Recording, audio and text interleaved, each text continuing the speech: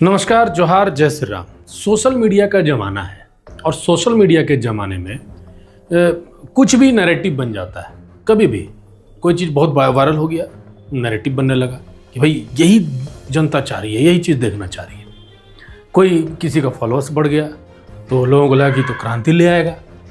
पिछले कुछ दिनों से सोशल मीडिया पर एक नया नाम अचानक से बड़ा तेज़ी से वायरल हुआ। नाम था उसका कांग्रेस जनता पार्टी। नाम ऐसा कि लोग सुनते ही थोड़ा सा रुक जाते थे, देखने लग जाते थे भाई है क्या।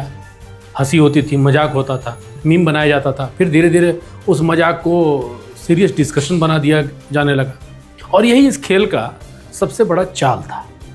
आज भारत में कोई भी चीज़ वायरल करनी हो तो उसके लिए आइडियोलॉजी की ज़रूरत नहीं पड़ती है, लॉजिक भी नहीं चाहिए, बस एक कैची नैरेटिव चाहिए।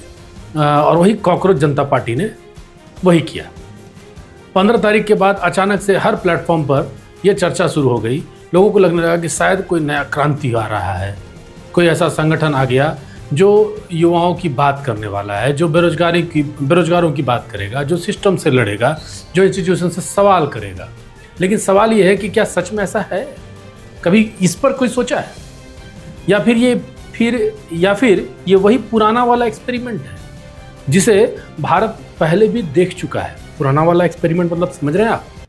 क्योंकि अगर आप ध्यान से देखिएगा कांग्रेस जनता पार्टी के पूरे स्क्रिप्ट को, उसके पूरे ब्रांडिंग को देखिएगा तो पूरा का पूरा नैरेटिव जो है कहीं ना कहीं आपको एक पुरानी पार्टी को याद दिलाएगा। और वो पुरानी इतनी पुरानी है जो आज के जेन जी के लिए तो भाई उस वक्त बच्चे होंगे, जो आज के जेन जी हैं उस वक्त बच्चे होंगे, उनको वो ध्यान नहीं होगा। उस पार्टी का नाम है आम आदमी पार्टी, जिसने कभी कहा था कि हम राजनीति बदलने आए हैं और बदल के रहेंगे। वीआईपी कल्चर समाप्त कर देंगे, लाल बत्ती नहीं लेंगे, बंगला नहीं लेंगे, सुरक्षा नहीं लेंगे, हम ईमानदार राजनीति करेंगे।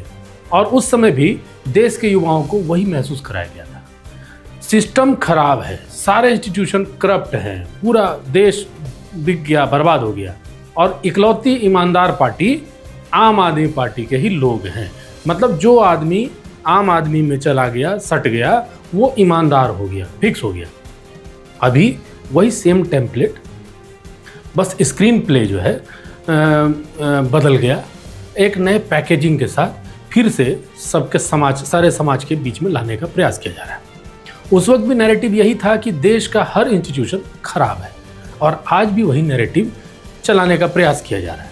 आप पिछले 10 वर्षों को बहुत ध्यान से देखिएगा तो भारत की लगभग हर कॉन्स्टिट्यूशनल जो इंस्टीट्यूशन है उसको किसी न किसी तरीके से टारगेट किया गया। बहुत ध्यान से ईडी पर हमला हुआ, याद कीजिए, सीबीआई पे हमला हुआ, बंगाल ईडी सीबीआई सबके बात कर रहे हैं, सुप्रीम कोर्ट पे हमला या उनके जज पर हमला, इसको लेकर के पूरा नैरेटिव बनाने का प्रयास किया गया। इंडियन आर्मी को बदनाम करने का प्रयास किया गया, है ना। हमें आज़ादी चाहिए, आज़ादी चाहिए, इस तरह के नारे लगे। किससे आज़ादी चाहिए पता नहीं, लेकिन लग गए नारे। तभी चुनाव आयोग पर भी सवाल उठे। अब चुनाव आयोग इसलिए सवाल उठाए जा रहे हैं कि चुनाव आयोग जो निष्पक्षता से चुनाव करा रहा है तो उसमें कोई एक पार्टी विशेष तौर पर जीत जा रही है, तो चुनाव आयोग खराब हो गया। अब जस्टिस सूर्यकांत के कॉकरोच वाले बयान को जो ट्विस्ट किया गया, देश के युवाओं से जोड़ दिया गया। असल में उन्होंने कहा क्या था? जस्टिस सूर्यकांत ने फर्जी डिग्री होल्डर्स के जो भी होल्डर थे फर्जी डिग्री वाले, उनको कॉकरोच कहा और उनके बारे में कहा कि ये लोग सिस्टम में घुस करके उन्हें खराब कर रहे हैं। कोई मीडिया में घुस जा रहा है, कोई सोशल मीडिया में घुस जा रहा है और वो फालतू का नौटंकीबाजी कर रहे हैं। भाई आप क्या चाहते हैं कि जितने भी फर्जी डिग्री वाले हैं वो क्या उनको बढ़ावा मिलना चाहिए? आप तो बोलते हैं कि नीट का पेपर लीक हुआ है तो उसको लेकर के तो आप बड़ा विरोध प्रकट कर रहे हैं। अगर फर्जी डिग्री पे या फर्जी डिग्री धारी के ऊपर अगर जस्टिस सूर्यकांत ने भी टिप्पणी की थी तो गलत कहाँ किया था? पूरे के पूरे उन्होंने एक फ्रॉड इकोसिस्टम के संदर्भ में कॉकरोच शब्द का इस्तेमाल किया था। बिल्कुल वो कॉकरोच हैं और उनके लिए अगर इस तरह के शब्दों का प्रयोग किया गया तो बिल्कुल सही किया गया। लेकिन सोशल मीडिया पर एक ऐसा माहौल बनाया गया कि उन्होंने पूरे भारतीय युवाओं को कॉकरोच कह दिया।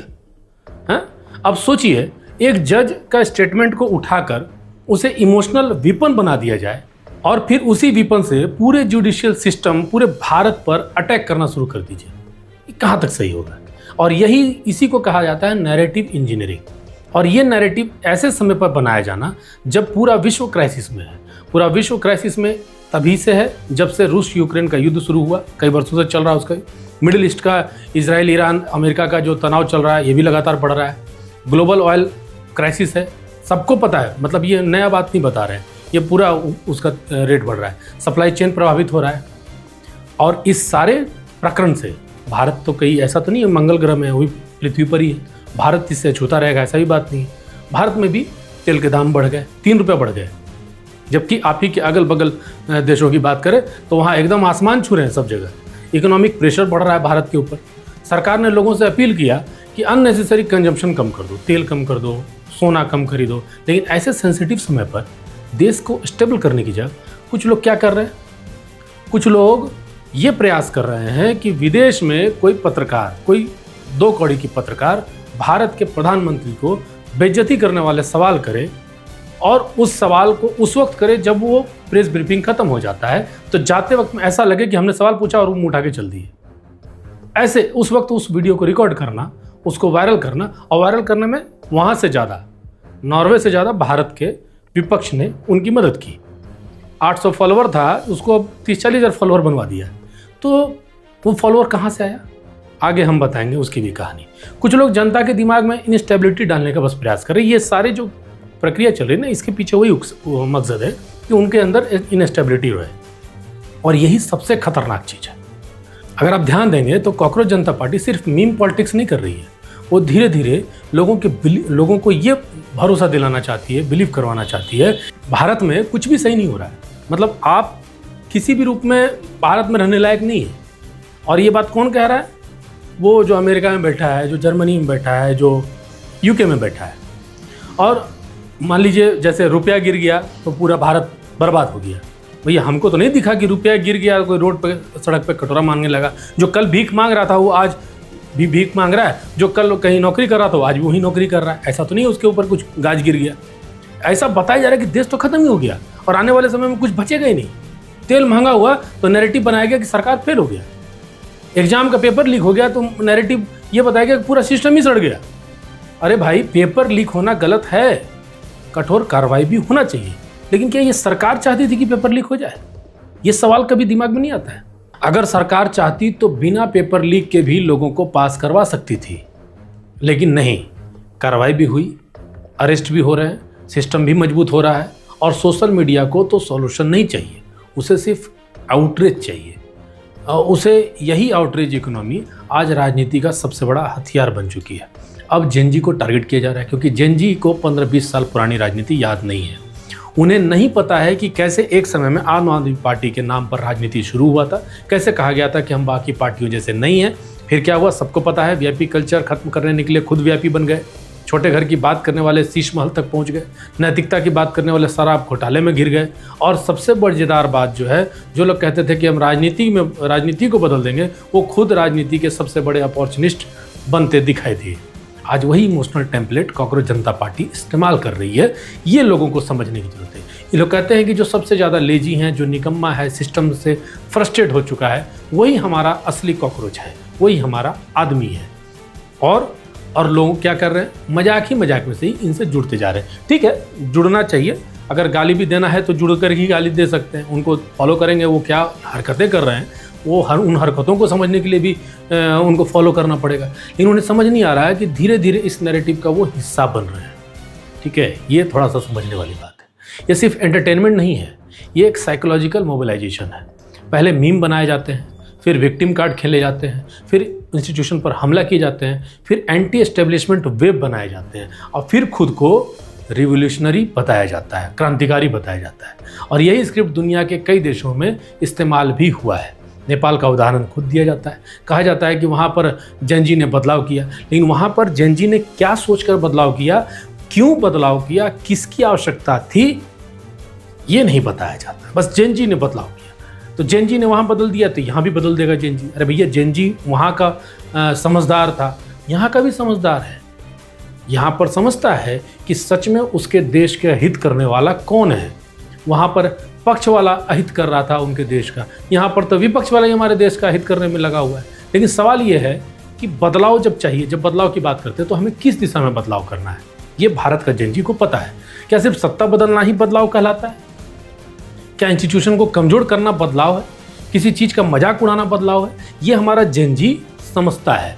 आज भारत की सबसे बड़ी ज़रूरत है रोजगार की, इनोवेशन की, मैन्युफैक्चरिंग की और इसी तरह के टेक्नोलॉजी की, एजुकेशन में कुछ रिफॉर्म की आवश्यकता है, वो भी तो सब हो ही रहा है। लेकिन आप सोचिएगा कि चुटकी बजाए और कहानी लॉक हो जाना चाहिए, लेकिन ऐसा नहीं होता है।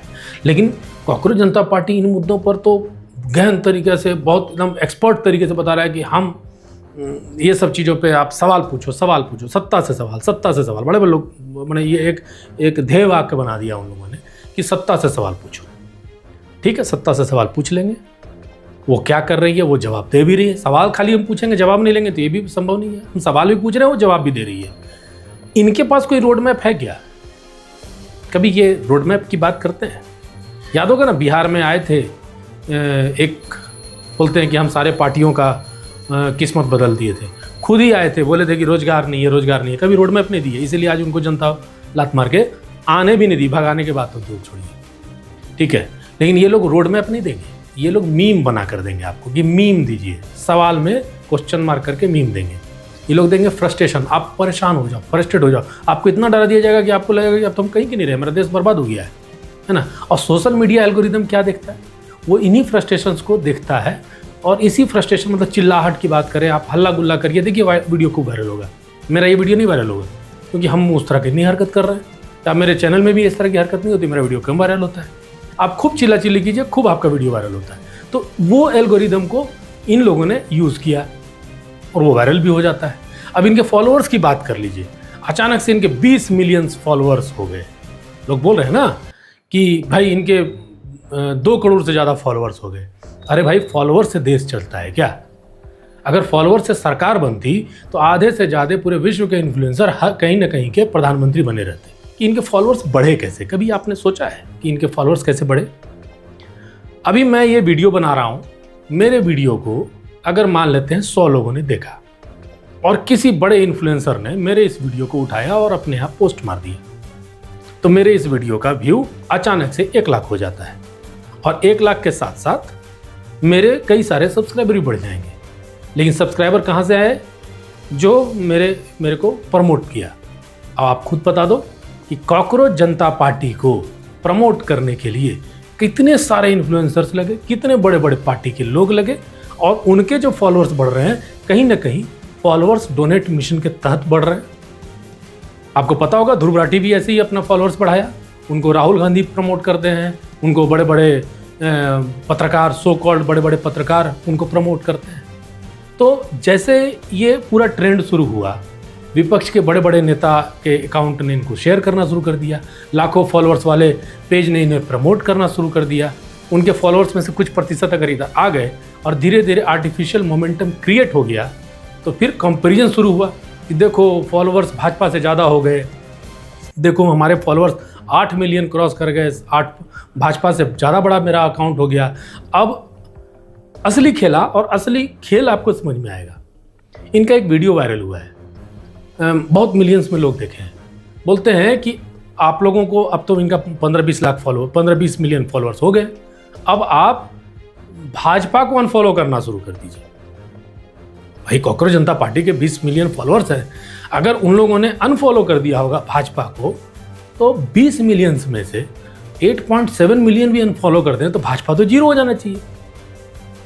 जाकर चेक करिए, भाजपा 0 हो गई क्या? यही ना कैंपेन चला रहे थे कि भाजपा से सवाल पूछो, भाजपा को अनफॉलो करो। तो भैया, भाजपा तो वही है, तो तुम्हारे फॉलोअर्स बढ़े कहाँ पे? कौन से फॉलोअर्स आए? जो कभी भाजपा को फॉलो करते होंगे वही ना फॉलोअर्स आपको भी फॉलो करते होंगे, जब आपके बातों से इत्तेफाक रख रहे हैं, उनको लग रहा है कि आप तो उनके हित की बात कर रहे हैं। तो भैया, आप उनके हित की बात नहीं कर रहे हैं, आप बांग्लादेश के हित की बात कर रहे हैं। उनके फॉलोअर्स आपके पास आए।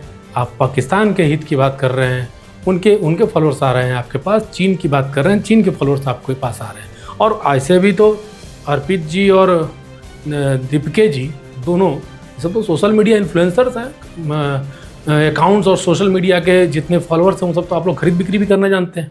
तो अब आप समझ गए होंगे कि इनके फॉलोअर्स कहाँ से बढ़ रहे हैं और किस रूप में ये काम कर रहे हैं। भारत की जनता पहले जैसी नहीं है, ठीक है। 2011-12 वाला दौर अलग था, सोशल मीडिया नया था, नैरेटिव मैनिपुलेशन नया था। आज लोग समझते हैं कि ट्रेंड कैसे बनाया जाता है, पीआर का काम कैसे होता है, पेड एम्प्लीफिकेशन कैसे होता है, और अब तो लोग आरोप भी लगा रहे हैं कि फॉलोअर्स खरीदने और पीआर मैनेजमेंट का पूरा नेटवर्क इनके साथ जुड़ा हुआ है। और साथ में विपक्ष के सारे फॉलोअर्स तो डोनेट आपको कर ही रहे हैं, तो फॉलोअर्स आपका बढ़ना कोई बहुत बड़ी अचंभा वाली बात थोड़ी है। चलो, लेकिन मान भी लेते हैं कि फॉलोअर्स रियल हैं, तो भी सवाल वही है, देश बदलने का रोड मैप आपके पास क्या है? इकोनॉमी पर क्या प्लान है?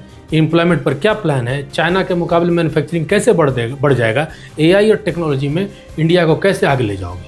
एग्रीकल्चर रिफॉर्म पर क्या विजन है आपका? इन सवालों पर आपसे जवाब नहीं मिलेगा, साइलेंस जरूर मिल जाएगा। बस उसमें भी ना थोड़ा सा आग लगाएंगे, नहीं ये तो गोदी मीडिया है, ये तो सवाल पूछ रहा है। भैया सवाल हम आपसे नहीं पूछ रहे हैं, हम एक नॉर्मल सी बात कर रहे हैं। जो बोलता है कि हम बदल देंगे देश की राजनीति, तो उनसे तो सवाल पूछेंगे ना कि भाई आप कैसे बदलोगे, बस वही सवाल है।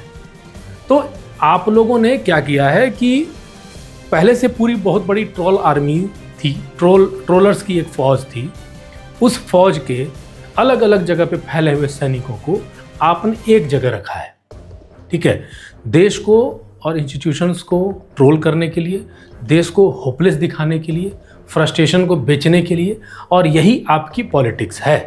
लेकिन भारत सिर्फ फ्रस्ट्रेशन से नहीं चलता है ना, भारत को स्टेबिलिटी भी तो चाहिए, इंस्टीट्यूशन भी चाहिए, नेशनल यूनिटी भी चाहिए, आलोचना होनी चाहिए, जरूर होनी चाहिए, सरकार से सवाल भी होने चाहिए, लेकिन सवाल और सबोटाइज में अंतर होता है। आज ज़रूरत है इस बात की कि भारत का युवा इमोशनल प्रोपेगेंडा और मीम रिवॉल्यूशन के बीच के फ़र्क को समझ सके। हर वायरल चीज़ रिवॉल्यूशन कोई क्रांति नहीं होती, और हर ट्रेंड कोई जन आंदोलन नहीं होता है, क्योंकि अगर ऐसा होता, ऐसे कई इन्फ्लुएंसर्स और हीरो भी हैं जिनके 5-5 मिलियन फॉलोअर्स थे, सब्सक्राइबर थे, और जब चुनाव में खड़े हुए तो 155 वोट आया था। बम्बई की बात कर रहे हैं, ठीक है। और हर नई पार्टी जो है ना, वो बदलाव नहीं लाती है, पहले तो पार्टी आती है बदलाव की बात करने, तब फिर पार्टी उसी ट्रेंड में शामिल हो जाती है, ठीक है। तो कई बार वो पुराने एक्सपेरिमेंट का एक नया वर्जन होती है। तो कुल मिलाकर पहले भी भारत को बदनाम करने की कोशिश होती रही है, कभी इंटॉलरेंस के नाम पर, कभी अवार्ड वापसी के नाम पर, कभी फॉरेन मीडिया नैरेटिव के जरिए बदनाम हुआ, कभी किसानों के नाम पर, लेकिन हर बार भारत आगे बढ़ता रहा है, और इस बार भी भारत आगे बढ़ेगा, क्योंकि देश मीम से नहीं चलेगा, देश मेहनत से चलेगा, देश की जनता से चलेगा, और भारत की बात करने वालों से चलेगा। और भारत की जनता इतना समझ चुकी है, जो लोग सिर्फ गुस्सा बेचते हैं उनके पास अक्सर समाधान नहीं होता है, कि आप इनके नैरेटिव में ना फंसे। Cockroach Janata party is a upgraded version of आम आदमी पार्टी। आप ऐसा कह सकते हैं कि आप 2.0 को ही कॉकरोच जनता पार्टी कहा जाए। नमस्कार, आपको कैसी लगी ये रिपोर्ट जरूर बताइएगा।